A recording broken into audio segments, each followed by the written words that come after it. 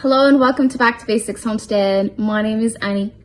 I got the message loud and clear. You guys want to see more canning videos, preserving videos from the 28 last days of analytics. I've been looking at, you guys want canning, preserving, and I will do that. So today is a canning project that I want to share with you. Coffee's done. Let's go in the kitchen. Gloomy, rainy, cold days are for canning, catching up on projects, and other stuff. But today it's going to be a canning session for me. I started emptying out some of my freezers because I need the space. I am starting to freeze most of the tomatoes that's coming out of the garden. I want to condense one last big batch of tomato sauce at the end of the season, maybe in November, because I want to keep the jars that I have left to can meat and newer recipe that I want to try with the pressure canner. So today it's going to be taco meat, and I have 6.5 pounds of pork ground meat that I will be cooking and processing as taco meat.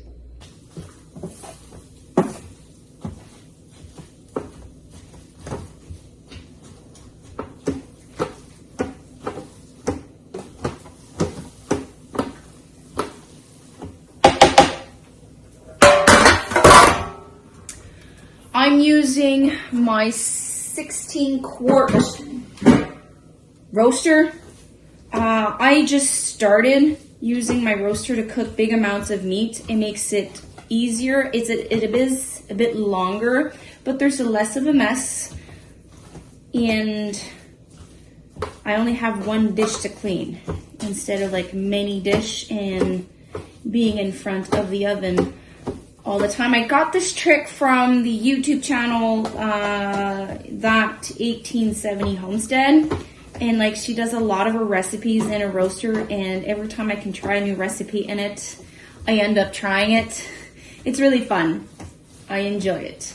So I'm not gonna keep you with this process of cooking the meats, but you want it about 80 to 90% cook before we can drain it out of its fat.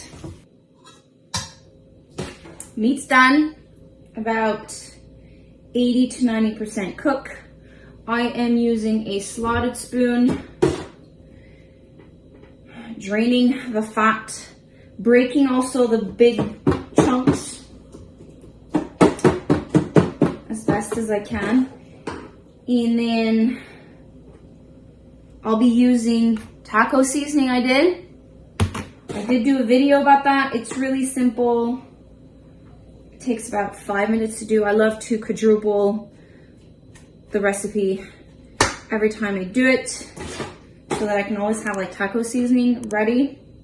And I also started to do my chili powder, which I also did a video. So all I do now is try to have in bulk spices I use for spice blends and I use on a daily basis in at least half a pound value or pound, so that when I want to do seasoning mix, I always have them handy, like oregano, cumin, salt, pepper, obviously, paprika, smoked paprika, garlic powder, onion powder. I do try to make my own garlic powder and onion powder.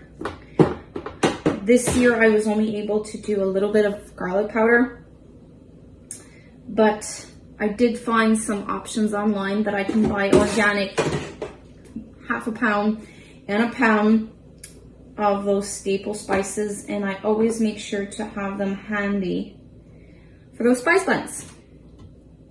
I took out 7-pint jars. I have about 3/4 of a cup of taco seasoning. I have no idea how much I'll be using. This was to your preference.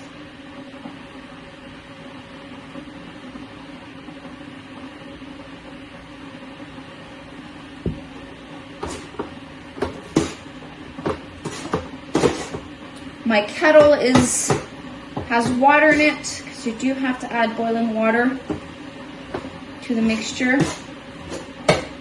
Pressure canner is also ready.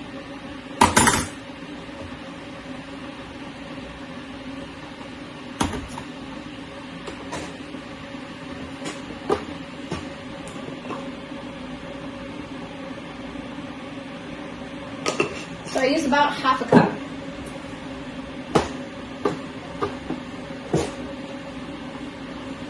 It's the first time that I'm pressure canning with pork. The taco meat I did with beef. So I make sure to take notes of this recipe that I'm doing, and I will adjust from future time.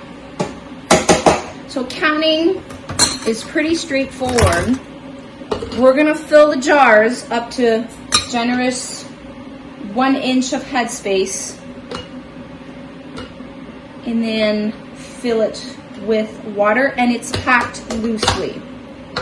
All I'm gonna do is just shake it a little bit, add a little bit more, and on to the next process. It says that 1 pound of meat will give you a pint. It's approximate, so it could be a little bit less, a little bit more, but it's a good guideline when you take out your jars. I actually need some leftover tonight for dinner.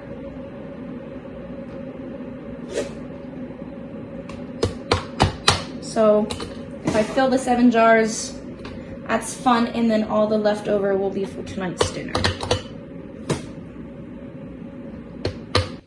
I have a canner full, so I had to take out 2 more jars, and I have about 3/4 of a liter. So this will be for tonight.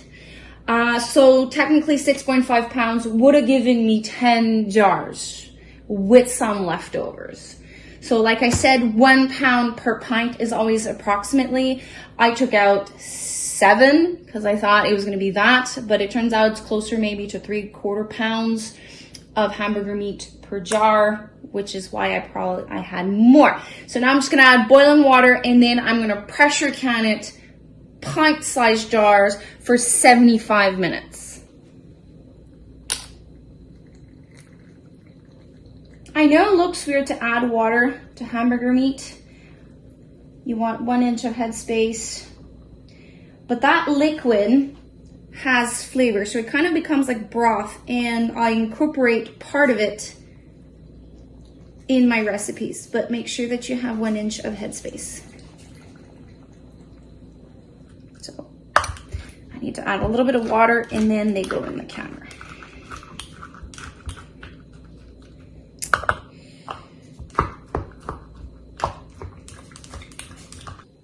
Since there's a bit of fat, well, there's fat with meat, I prefer using a mixture of warm water and vinegar to wipe off the rims, to make sure that there is a good seal between the new lids and the jar. Finger tight, in the canner it goes. A tip I do is when all my jars are inside, so my 9 jars are inside, I put like a splash of white vinegar. It helps with the sediment on the side of the jars. I find that when I don't do it, I have like this white film on my jar, and it does suggest it in my booklet that came with my canner. So I put like about a tablespoon.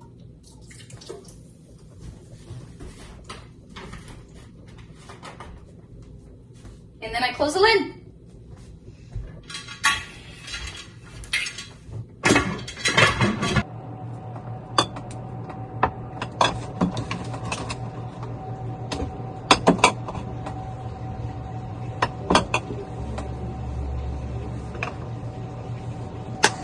Nine jars are now in my pantry, and I canned another staple for the colder months. So I thank you for passing by the Homestead today, canning with me, And I just want to suggest one last thing before I let you go. If you're starting your journey on canning, always make sure that you check the basic safety measures for either water bathing canning or pressure canning, just to make sure that you feel comfortable and you feel secure enough, and what you're doing and what you're preserving is actually safe for you and your loved one.